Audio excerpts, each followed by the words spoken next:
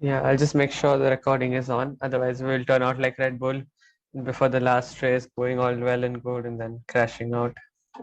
Anyways, let's go.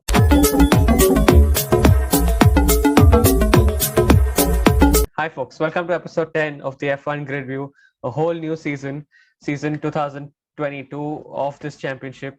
And what a race we've had. Bahrain, first thoughts, Mahika.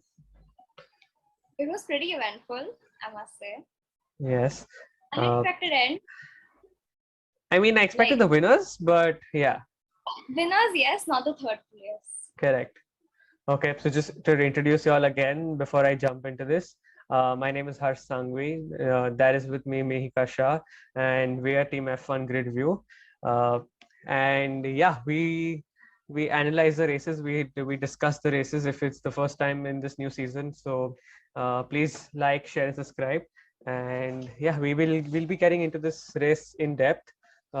Just to give you all a general overview, is the first race of the season in Bahrain. It finished with Charles and Carlos being 1 and 2, and Lewis finishing third on the podium. Mika, what were your thoughts? What happened? Where we saw it together. We were hosting and we were at an event and we saw the race together. So we just saw the frenzy among everybody. What are your first takes on watching a race live for the first time with a ton of people like this? Not like I've seen it with a lot of people, but not as many. Correct. So, but it was fun. Yes. So, What were the reactions? What are your favorite takeaways from that? that too many people don't like Red Bull anymore. You just have to win one championship and then you just get pulled off the pedestal. Like it's like Mercedes won so many years, they just don't want anybody to win consistently. Yeah, but like I don't want that to happen with Ferrari this season.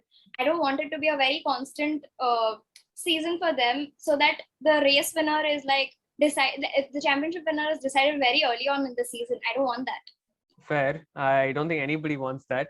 But yeah, like Ferrari look really strong. So let's start with before we get into qualifying also, let's just start with FP1, FP2, and FP3, where McLaren were really showing how bad they can get. It's so bad for them. I feel so bad. It's been a disappointing weekend, but it started really badly for them.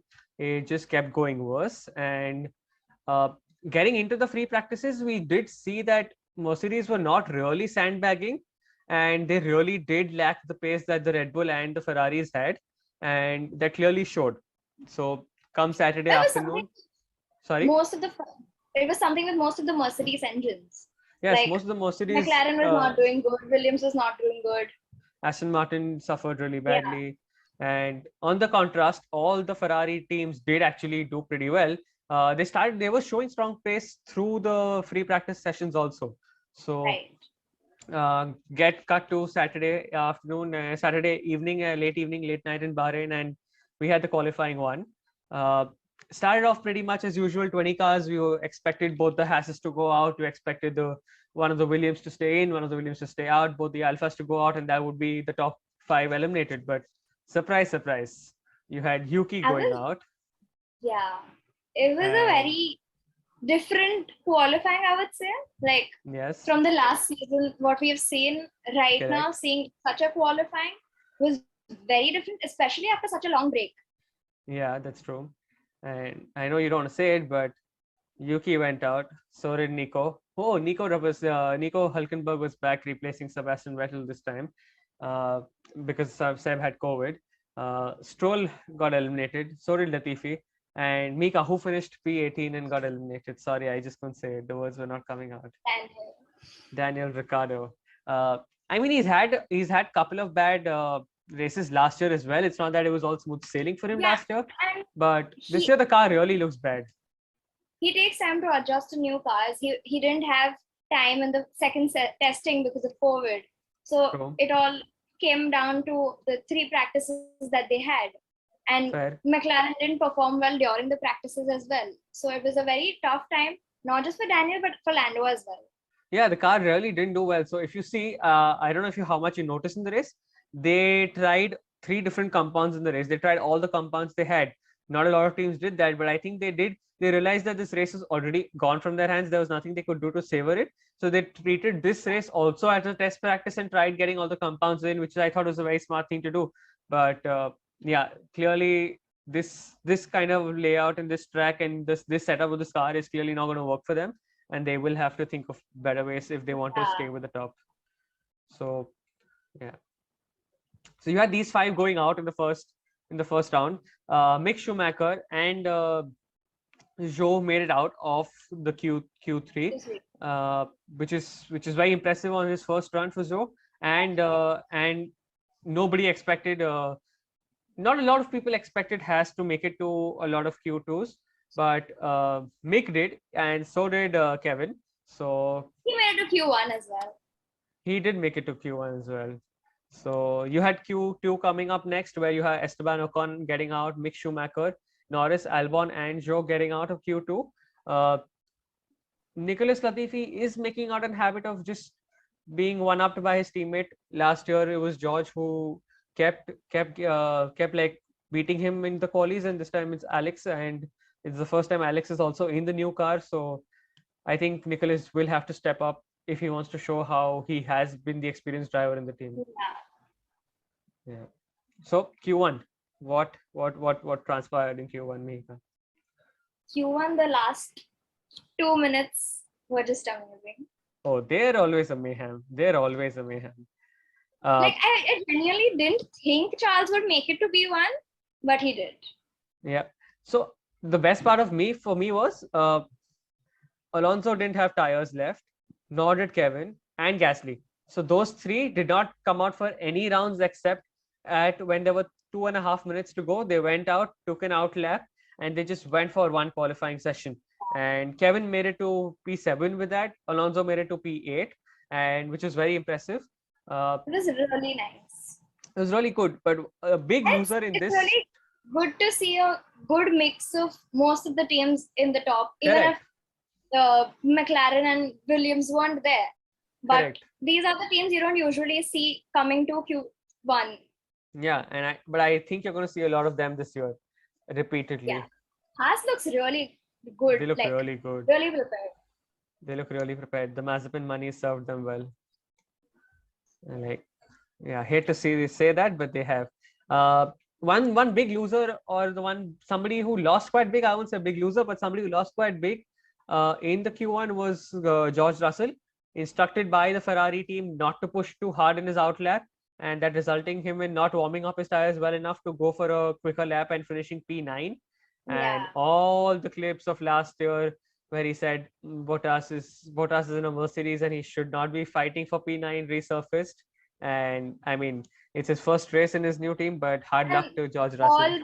There were so many memes about Bottas being in a not as great car. Yep. And still being able to beat him. So and still being in line with still. One of my favorite parts was when he went through with Lewis and he and Lewis waved at each other, like see you at the starting grid, right ahead and behind each other. Like that was really good. That was really heartwarming. Max had a fantastic lap. He had a really good lap. Carlos said he struggled throughout the week, and if that is his Ferrari struggling at getting to P3, I can't even wait to see how better it's going to get for them, because they really have a freak in their hands. It's going to be really good for Ferrari, no doubt. Yeah. So moving on to the race, Charles did get P1 and did start. These were some of the sector timings that you had. Not much to go from here, but these are the final races, final standings. We can move on to the next slide as well. So yeah, something that you don't really see often that happened in this race. Lots of pit stops. We had 3 pit stops. We had 4 pit stops. I don't know what is happening. I had people betting me, like, they're like, you know what Mercedes is going to do with 1 pit stop. And immediately, like 5 minutes after that, Mercedes goes into the 2nd pit stop. And like soon enough, they go into the 3rd one as well. This year, they've made the tires better. They made the tires harder and they made the tires stronger, apparently, so that you can race without letting grip. But the degradation was just way too much this time, because you saw Lewis come out and He was on his 4th lap with the new tire, and I think the 18th or 19th lap, and he goes, Yeah. "This tire is not going to last." I'm like, okay, they will Mercedes need 2 stops. Yeah, Mercedes pit too early.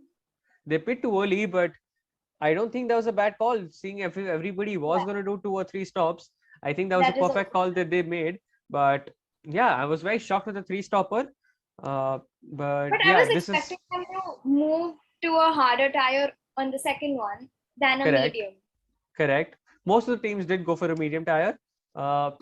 So yeah, so we'll come back to tires in the next slide, because when we do discuss the tires, Leclerc finishing P1, just ahead of his Ferrari teammate Carlos Sainz. Hamilton and Russell finishing P3 and P4. Kevin Magnussen in a HAAS P5, which is extremely strong showing from their HAAS team. Valtteri Bottas in his first race for Alfa Romeo P6, followed by Ocon, Tsunoda, Alonso, and Zhou, the remaining point scorers for the race. Mick Schumacher just missing out at P11, followed by Stroll, Albon, Ricciardo, Norris, Latifi, and Hulkenberg, who finished the race. And the DNFs were Perez, Gasly, and Verstappen. The 3 Red Bull powered engine racers not finishing the race. How was it? Just getting to lap 55, 56, and everything just going so well. Red Bull holding Kind of P3. heartbreaking to see them, it's just like the last lap. If it happened like 5 minutes later, it wouldn't have mattered. Yeah, it was P3 and P4. P3 and P4. Yeah. Last lap for Perez and the lap before You're for going to get Max. so many points and you end up with 0. Yeah, you end up behind McLaren because McLaren finished the races. Williams finished the race. So yeah, it was quite shocking. I could see the groans from people in the where the venue when we were watching the live screening, and just people getting so excited and shouting because they realized that Max is not going to finish. They were cheering. I don't understand. These are the same people last year who cheered when Lewis screwed up, and these are the same people who cheering when Max screws up. I just don't think it's loyalty at this point. I just think they want new race winners every time, which is actually good for the sport as well. But I have a very strong feeling you're not going to see anybody other than these Ferraris at the top this year. I hope I'm proved wrong. I hope McLaren is listening somewhere in Woking, but let's see what y'all can do. Hamilton broke 2 records. Hamilton did 16 years podium in a row. Oh yeah, 16 years in a row. That's a really good stat. 250 score points in 250 races. Wow, those are some serious numbers. Those are some Kimi level numbers. But 16 years, the consistency is unreal. And he's always been in a good car, but you have to understand when he joined as a rookie, the number of years he's had been in the system was way higher than anybody. So he did not just get a good car. We also know he did, like, people did compare why you would go from McLaren to Mercedes, because Mercedes wasn't that great at that point. Correct. But he knew what he was getting into, clearly. What you don't realize is that Hamilton has made Mercedes better. Correct. Mercedes isn't just a good team, it has become better over time. Correct. You had Michael Schumacher and you had Nico Rosberg, but it wasn't consistently even on the podium. So it was a midfield team, but yeah, they really changed up. They really stepped up at the last time the rules and regulations changed in F1. I was not. I thought he would be a good P5. I really thought they would stick with Perez and stick with the 2 Ferraris and the 2 Red Bulls, followed by the 2 Mercedes, because they were clearly the 3rd fastest. In any interview he said after the race, he knows they were the 3rd fastest car. If the Red Bulls didn't have the issue they had in the last race, in the last lap, they would have finished 3rd and 4th. So I was not expecting. I'm sure Lewis himself was not expecting getting on the podium, but somehow he just manages to get those points. What I also enjoyed was when Bottas and Zhou overtook Russell. Audience was going mad at that point. Oh yes. There's like too much Red Bull hate. Just this love for all the drivers who lost their place. I really like it. Another thing I'm very, very, very impressed with Zhou. He had a fantastic race. He got points. He managed to do a really few overtakes. He managed to keep up with the race leaders as well for a long time. And I mean, you get all the paid driver tag, but he really showed his worth, I felt. He was Yeah. not the Mazepin of old or just a paid driver. Even for I mean, Schumacher, like last year we used to see him in P80 and P90. I agree correct. there were like three, DNFs and a couple of others who were not performing that well. But we also realized that he did drive well. Correct. He did. He did. The favorite thing in the whole race for me was just Charles and Verstappen going lap after lap for that battle. Yeah. Charles getting into turn one, going There was slower, some nice going. drama. There was some really nice drama, but that was really smart tactics from Charles because he went in really slowly. He into turn one. He knew Verstappen would overtake him, and if Verstappen overtook him, he would have DRS at turn four, and he would go swooping past Verstappen, and that continued for almost 2 laps till Verstappen understood what was going on, and he himself tried to slow down to see if he could get DRS and overtake Charles at turn four, but at that point Charles had just taken off. So some really good tactics by Ferrari there. I don't know if Charles did that just at the spot because he did see Red Bull coming in his mirrors and just slowing down, making sure you are ahead when it matters before the DRS, and that was fantastic. That was some really good work. What do you feel about Lewis Hamilton after losing last year because of the whole controversy? What do you feel about him leading in the championship by 15 points from Max Verstappen? Oh, he's never done that. Last year, he's never had that 15-point lead. He started this season off quite well. Max has not had a lot of DNFs last year. I mean, when he's had DNFs at Baku or something like that, it was something very serious. Yeah, there was something serious. But when he had a DNF, I was saying, Lewis also did score points, so it was not like it was affecting him.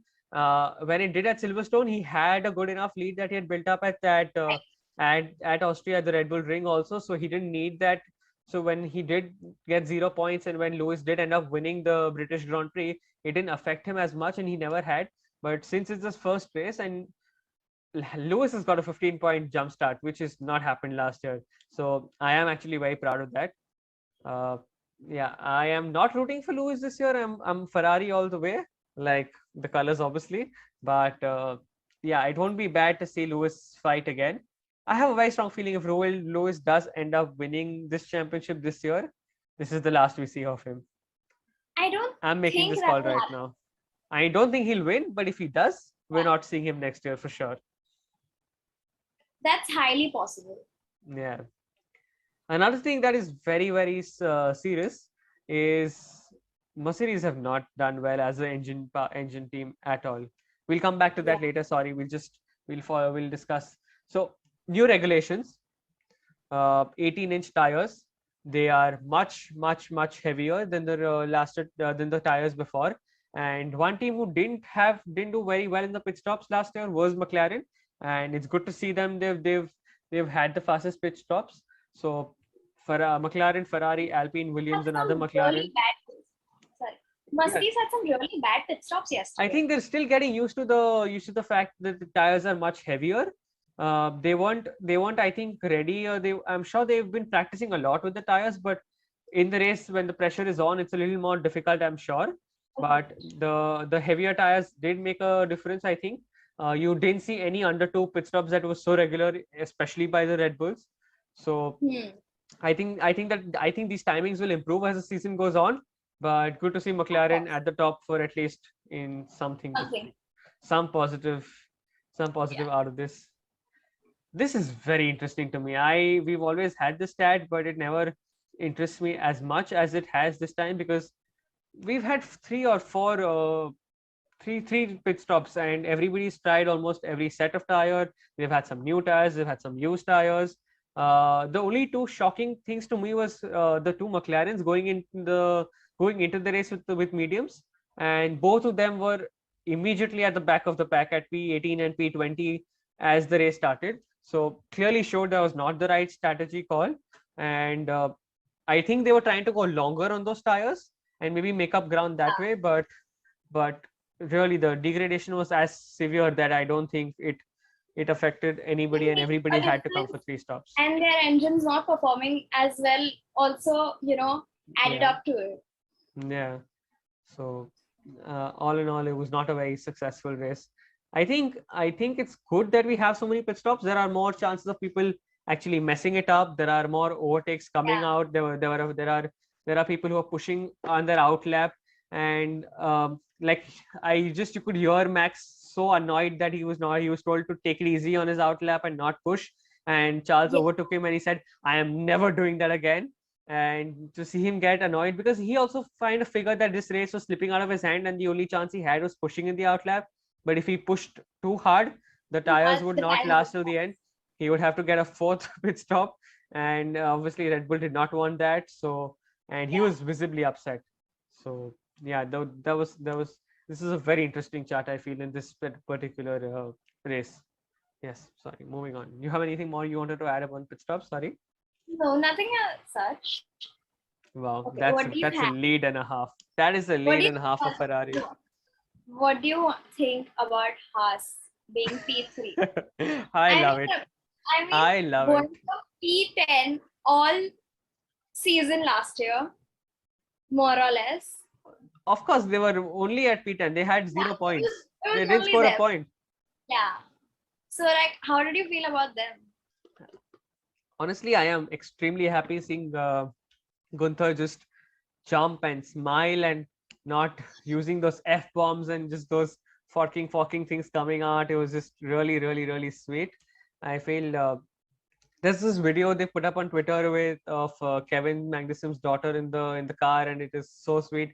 Just this whole vibe at HAAS has changed over the last 2 weeks, Very cute. and feels so good. And you can clearly see the support and the people rooting for them. Uh, I just love it. Yeah. I just love it. And they've scored more points in these 2 hours than they did in the last 3 years combined, I feel, and that is fantastic. So yeah, and you were telling me the stat, right? That they've scored more points than Alpha Tauri, Aston Martin, Williams, Red Bull, and McLaren put together. That just seems unreal right now. But I am very hopeful that this continues for them, and I hope they do have a strong It'll be showing. really good to see them up. So, Yeah, I was told to make bold predictions for the of season. course, One of of my course. prediction is Haas on the podium. I don't think that's bold anymore. If they are P3 here, Yeah. I I don't think mean, that's bold enough. so the prediction happened I will before the make a season bold started. prediction. I will make a bold prediction. Yeah. McLaren on the podium. Now that is bold at this point. My prediction, so I had to make three of them. One of them is two shoeies, which I don't know how that will happen now. Two shoes. I mean, that just seems difficult unless somebody else It starts doing seems really shoes. So if somebody else starts doing shoes, I could see that happening. But Daniel, let's see. Like it looks really difficult. But of course, it's yeah. race one, and they will keep developing the cars. So I am hoping that the McLaren does get stronger. So yeah, let's hope. I Let's mean, hope we it did does. see Daniel go, like, he started off pretty bad last year, but he Correct. did end up getting a podium. Oh Ended yes. up getting a Getting a victory. so Yeah. it's just Daniel takes time to adjust to cars. You may Correct. even, But the if car has to be up to the mark for yeah, so him to. if they can work on the engines, they can Yeah, surely, by the time the season ends, they can work on it. that's true. And That's the true. first race, there are still 21 races. Yep. Yep. Yep. Let's hope. Let's hope. Moving on. Ferrari. Ferrari is 44. That's a lead and a half. That is some impressive lead. I am okay. I'm just gonna like be happy with it. I'm saying I'm grabbing Ferrari this year. But yeah, they do seem very strong. Like I don't think some people are gonna get close. Mercedes does keep improving a lot through the year. So does Red Bull. And this is really unfortunate for Red Bull that they ended up this time. But let's just hope they have competition this year. Otherwise, they're going to run away with the championship. I don't want that. Yeah, I don't think anybody does, especially after the results we've had last year. I mean, last year was really good because there was action till the last minute. Correct. And I feel with more and more people getting into F1, it's going to be difficult to hold them in if, Yeah. most of the people right now who are watching because of Drive to Survive. Like And every last new year's person, finale. yeah. So every new person that I meet, it's either I start watching from the Abu Dhabi race or it's because I started watching Drive to Survive. So this race was actually pretty well because it had a lot of ups and downs for a new fan also, like just seeing the two Red Bulls crash out at the end. So maybe a couple of races like the 2020 races where you see one team like just Ferrari dominating like Mercedes and going over, running away with the title is not going to keep those fans in. So yeah, this is very important. So this is very important. I get what you're saying. They've gotten into it with the drama. Correct. So you need something to keep them back. Yeah, that's true. That's absolutely true. Moving on, sorry, the next slide. Yeah, this was something very interesting. These are all engine manufacturers and where they finished at and average position. So Ferrari at a very high 5.8, which is absolutely beautiful. Renault at 8. I mean, Renault has two cars, has just one car in Alpine.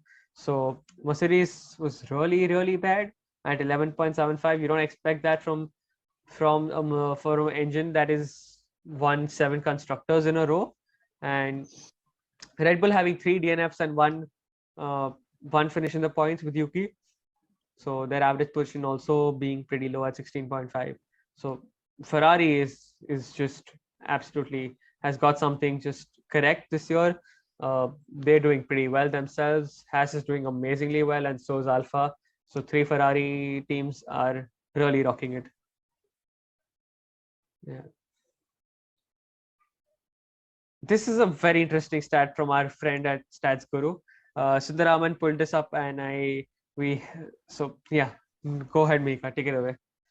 Okay, so now one thing I want to point out, this is Ferrari stats, but if you see in the past 10 years, the person who has won the race, only 4 out of those 10 years, like someone else hasn't, won the championship. Like in the past 6 years, whoever came first, like whoever won the opening race came second. That's true. So, and I just think that's true because for some reason I want Carlos to win the championship and not Charles. I'm going to get a lot of hate for saying this, but I just hope it's Carlos. Carlos fans out there as well. Yeah, that's true, but the Charles fans are just either way you mean it's going to be Ferrari the championship. I don't see anything else happening. I'm really sorry. To me right now it's very clear. Yeah, at this point, when we see the other cars, this is the only car that we can keep performing as good as a Formula 1 car that we've been seeing in the past few years. That's true. Let's hope. Let's hope.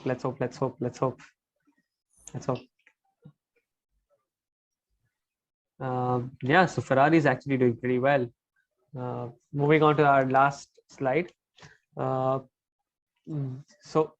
this is pretty interesting because I wanted to see the changes that happened, and if you look towards the end, and you'll see where a lot of them finished. Charles was at 0. One of the biggest winners was Yuki. Started at 16, finishing at 8, which is very impressive. Alonso lost 1 spot. Verstappen and Perez obviously had a very bad race. The McLarens moved up, like Daniel actually moved up. Lance actually did pretty well himself. But other than that, it was a pretty lackluster race. George Russell, obviously in a stronger car, but had a very bad qualifying, so moved up 5 places. But I won't actually give him too much credit for that because it's actually a faster car. So yeah, and we did see Red Bull come down so low. That's true. So Mika, anything to? Sorry. No, so I'm just saying that if Red Bull didn't come so low, he would have ended up like at least P6, P7. Yeah, for sure, P6. And those comments about Bottas finishing P9. Back to it. Yep. So, yeah, but it's a different year. It's a different car. They aren't as consistent or as strong as they were.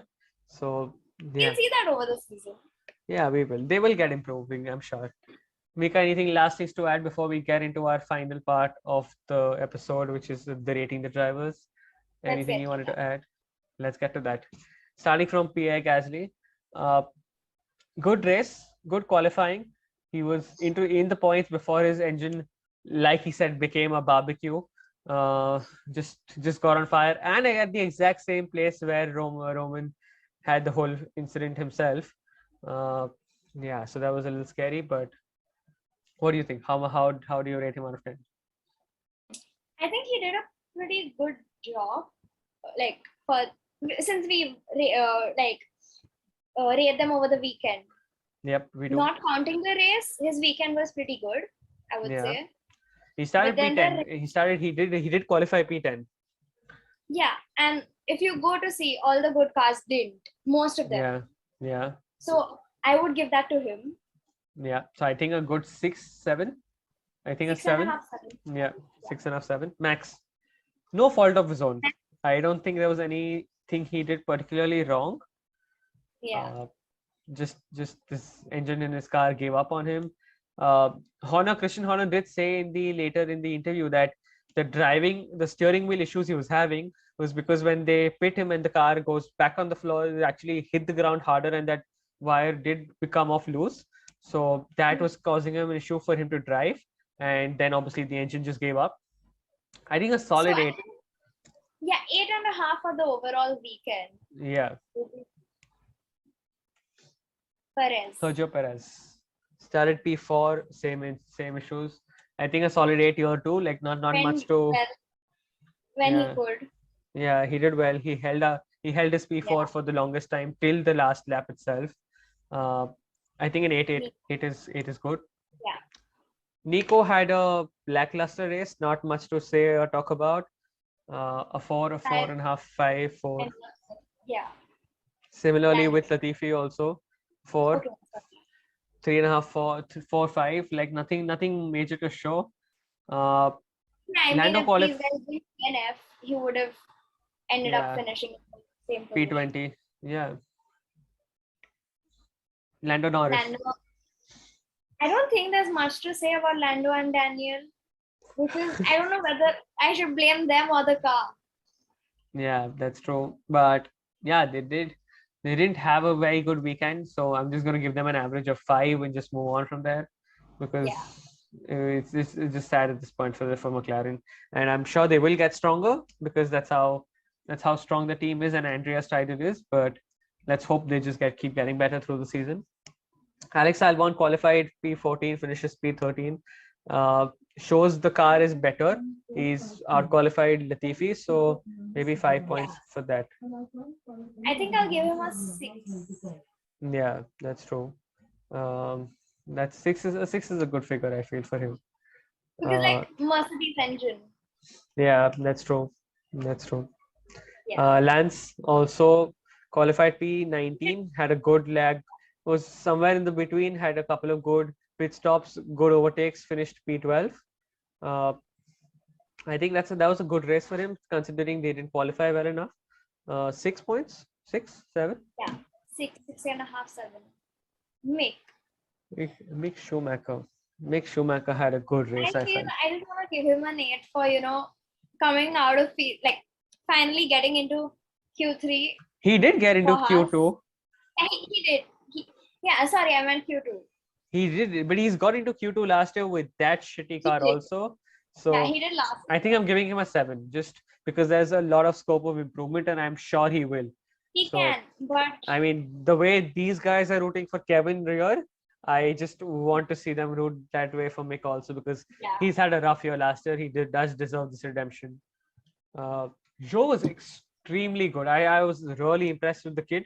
For a rookie to get these points, to follow the cars he was following, to just keep at it, I have a solid 8. I have a solid 8 for Joe. That's a really good weekend, I would say. Yeah. Fernando had a good weekend himself. Not a good weekend, but an average weekend. He did pretty well. Fernando, Yuki, Ocon, not much to show about, not much to do. 7.5, I feel. They did pretty well. Valtteri had a fantastic qualifying. I want to give him an 8 also. I think a 9 in that car. That showing is a 9. I mean, Kevin's a 10. Let's just move on. Like coming back after a year and a half, just killing it in this race. Absolutely surreal. It was amazing.